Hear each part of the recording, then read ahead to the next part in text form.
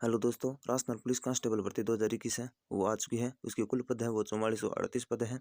और मैं इस वीडियो में यह भी बताऊंगा कि कैटेगरी वाइज परीक्षा शुल्क है उसके अंदर क्या रखी गई है और इसकी वेतन है वो क्या है और एजुकेशन क्वालिफिकेशन है इसकी क्या रखी गई है और आयु सीमा इसमें क्या रखी गई है और ये आयु सीमा के अंदर देखा जाए तो कितनी छूट दी गई है और इसकी एज है वो कब से काउंट होगी और साथ में इसकी दौड़ है वो कितनी रखी गई है और दौड़ के कितने कितने अंक दिए गए हैं और पुरुष और महिलाओं के लिए दौड़ में कितना समय रखा गया है और साथ में यह भी बताऊंगा कि इसकी ऊंचाई है वो कितनी होनी चाहिए और महिलाओं के लिए कितना वजन होना अनिवार्य है और साथ में पुरुषों के लिए सीने का माप है वो कितना होना चाहिए।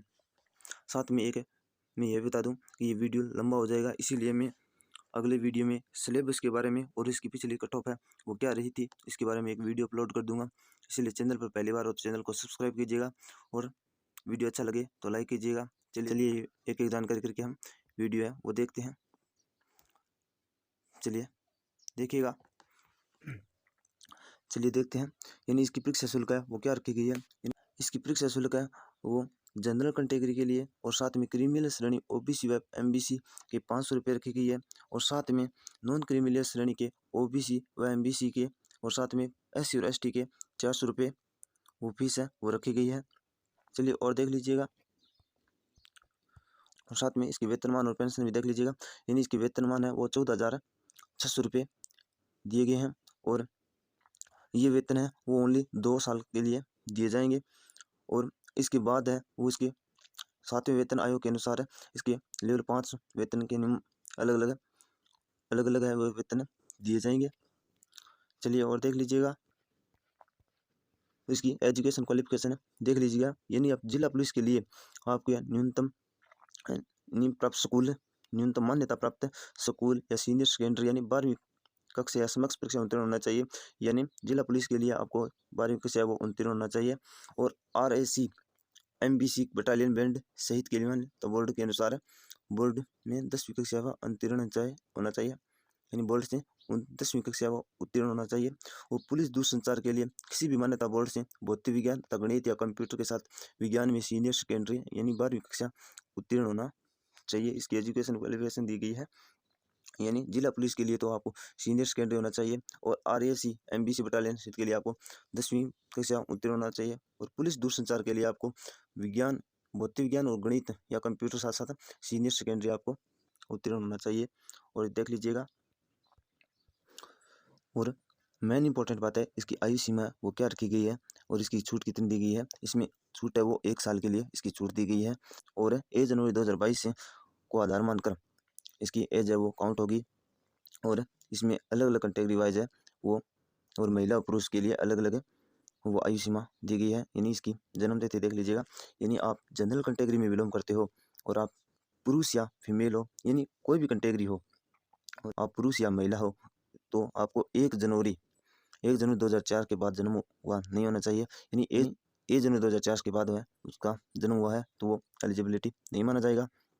और अब देख लीजिएगा यानी आप जनरल कैटेगरी में बिलोंग करते हो और आप पुरुष या महिला हो तो आप है वो 1 जनवरी 2004 से पहले आपको जन्म हुआ होना चाहिए और इसकी अधिकतम आयु तिथि है वो पुरुष कैटेगरी में बिलोंग करते हो तो आप को 2 जनवरी 1998 के बाद जन्म हुआ होना चाहिए और महिला के अंदर 2 जनवरी 1993 में के बाद ही जन्म हुआ होना चाहिए। और इसी प्रकार EWS SC ST BC और MBSC प्लस शहरिया वर्ग के लिए आपका जन्म है वो 1 जनवरी 2004 के बाद जन्म नहीं हुआ होना चाहिए। यानी 1 जनवरी 2004 से पहले जन्म हुआ होना चाहिए और 2 जनवरी 1993 से 2 जनवरी 1993 के बाद जन्म होना चाहिए और महिला वर्ग में 2 जनवरी 1988 के बाद है वो जन्म होना चाहिए।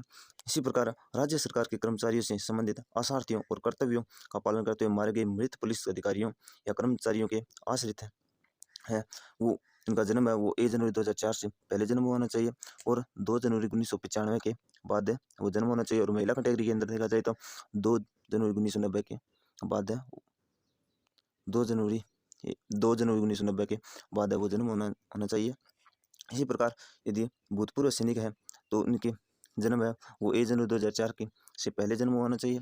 और पुरुष के अंदर देखा जाए तो 2 जनवरी 1979 के पहले जन्म होने के 2 जनवरी 1979 के बाद जन्म होना चाहिए। और महिला कैटेगरी में 2 जनवरी 1979 के बाद ही जन्म हुआ होना चाहिए।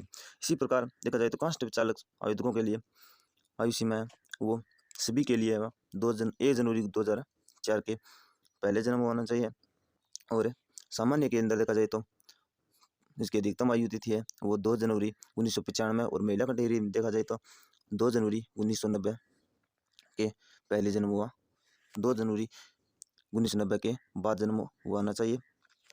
इसी प्रकार EWS, SC, ST और BC, MBS और शहरिया वर्ग के लिए उसकी आयु तिथि है वो न्यूनतम होनी चाहिए 1 जनवरी 2004 और अधिकतम है वो पुरुष कैटेगरी में 2 जनवरी 1990 और महिला के अंदर देखा जाए तो 2 जनवरी 1985 के बाद है वो जन्म हुआ होना चाहिए। इसी प्रकार देखा जाए तो राज्य सरकार के कर्मचारियों से संबंधित आशार्थियों के लिए यह कर्तव्य का पालन करते हुए मारे गए मृत पुलिस अधिकारियों या कर्मचारियों के आश्रित है उनके जन्म तिथि है वो न्यूनतम 1 जनवरी 2004 होनी चाहिए और अधिकतम है वो पुरुष के अंदर देखा जाए तो 2 जनवरी 1992 और महिला के अंदर 2/1/1987 के पहले बाद है वो जन्म हुआ होना चाहिए। इसी प्रकार भूतपूर्व सैनिक है उनकी जन्म तिथि है वो 1/1/2004 के पहले जन्म हुआ होना चाहिए और पुरुष के अंदर देखा जाए तो 2 जनवरी 1979 के बाद जन्म हुआ होना चाहिए। और इसी प्रकार महिला के अंदर भी इतनी ही 2 जनवरी 1979 के बाद ही जन्म हुआ होना चाहिए। इसी प्रकार आगे देखिएगा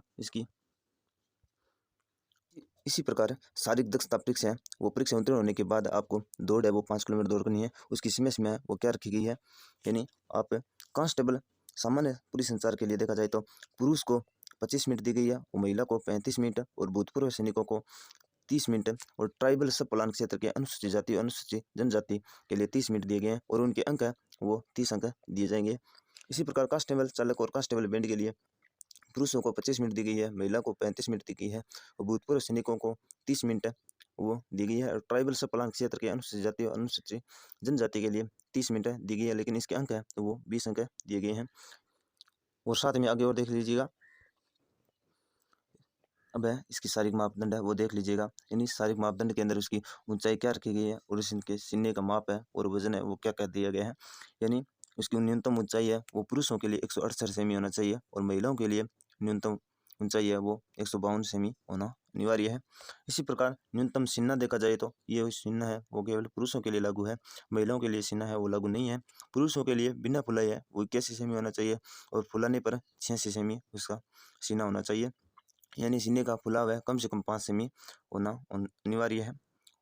और इसी प्रकार न्यूनतम वजन देखा जाए तो ये न्यूनतम वजन है वो केवल महिलाओं के लिए लागू है, पुरुषों के लिए न्यूनतम वजन है और लागू नहीं है। यानी महिलाओं के लिए न्यूनतम वजन है वो 47.5 kg होना चाहिए यानी 47.5 kg होना अनिवार्य है। यानी महिलाओं के लिए वजन है वो 47.5 kg होना अनिवार्य है।